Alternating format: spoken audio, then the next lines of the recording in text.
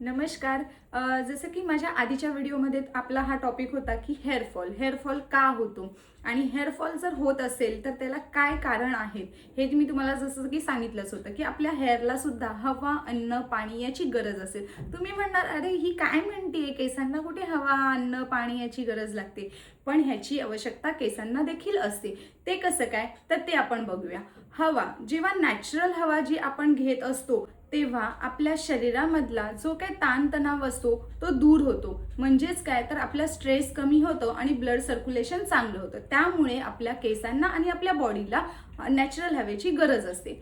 आणि त्याचप्रमाणे अन्न जेवढं आपण अन्न इनटेक करतो, जेवढं प्रोटीन आपण घेतो त्याने आपले विटॅमिन्स किंवा हार्मोन्स इनबॅलन्स होत नाहीत. त्यामुळे आपल्याला अन्नाची देखील गरज आहे. आपण जास्त प्रमाणावरती जर खाण्यापिण्याकडे आपलं लक्ष दिलं तर आपले हेअर्सला सुद्धा काहीही प्रॉब्लेम होणार नाहीत. त्याचबरोबर पाणी, जेवढं तुम्ही जास्त पाण्याचं सेवन करणार तेवढ्या तुमचे स्कॅल्प ड्राय होत नाही आणि त्यामुळे केस देखील हेल्दी होतात.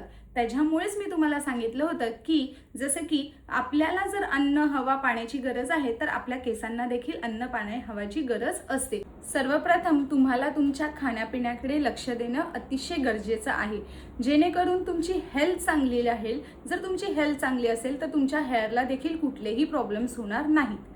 तर असे नवनवीन काही जर तुम्हाला टिप्स पाहिजे असतील तर नक्कीच मला कमेंट करा. हा माझा व्हिडिओ जास्तीत जास्त लोकांपर्यंत पोहोचवा, जेणेकरून त्यांचेही प्रॉब्लेम्स दूर होतील. थँक्यू.